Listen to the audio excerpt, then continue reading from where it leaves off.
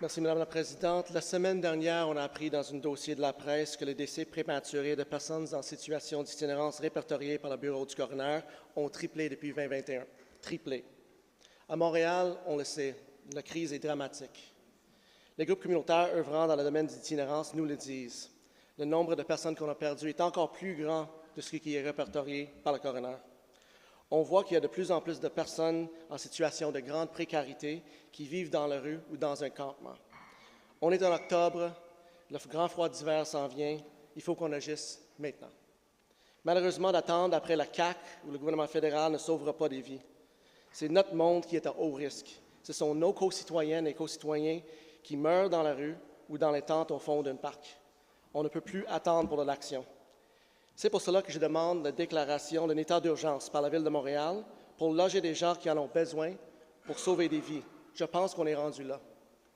L'article 47 de la Loi sur la sécurité civile dit qu'avec un état d'urgence, on peut réquisitionner les lieux d'hébergement privés, comme les hôtels, pour loger des gens dont leur sécurité est à risque. Pour sauver des vies, pour aider des personnes en grand besoin, allez-vous faire le nécessaire et déclarer un état d'urgence? Monsieur Robert Baudry. Merci beaucoup, Madame la Présidente. Je remercie mon collègue parce que le sentiment d'urgence, on le partage. Le sentiment qu'actuellement, avec la crise des opioïdes, avec la présence sans précédent de personnes en situation d'itinérance qui n'ont pas d'autre choix que de se retrouver dans des situations de danger, certes, on le partage. Par la suite, il y a des moyens. Ce qu'on veut, c'est se donner de l'agilité. Et non, nous n'attendons pas pour agir, nous agissons actuellement, justement, pour travailler très fort à ouvrir de nouveaux sites, mais ça doit être fait en coordination et en partenariat avec le réseau de la santé. Pourquoi les gens actuellement meurent dans la rue? Pour plusieurs raisons. Certes, le froid, mais aussi la toxicomanie. Le type de consommation qu'on voit actuellement dans l'espace public, qui est présent de plus en plus, fait en sorte que les risques de situations d'overdose sont démultipliés.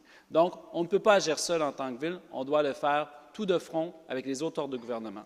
On a interpellé notre collègue, M. Carman, mais c'est tout le gouvernement du Québec qu'on interpelle parce que c'est un enjeu systémique qui doit être répondu de façon systémique. Merci, Madame la Présidente.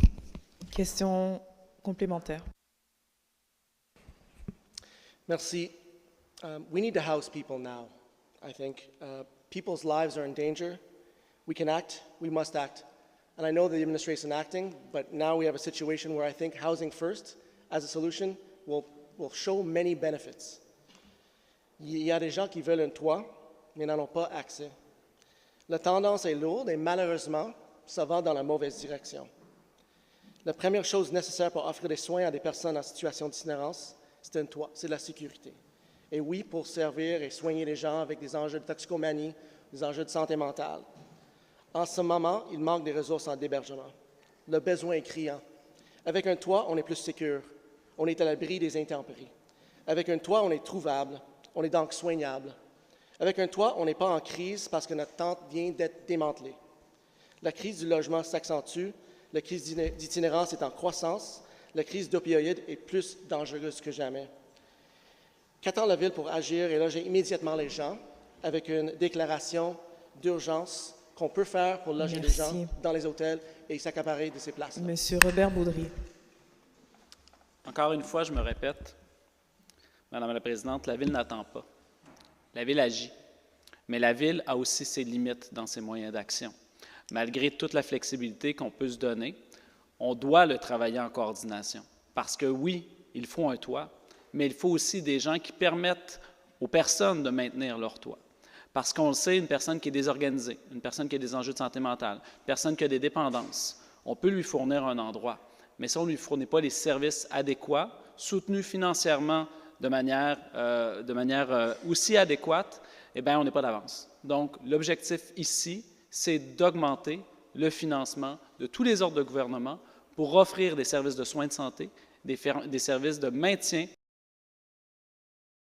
au front, et toutes les villes du Québec sont au front pour accompagner les autres ordres de gouvernement afin d'offrir une alternative à ceux qui en ont malheureusement de moins en moins. Merci, Madame la Présidente.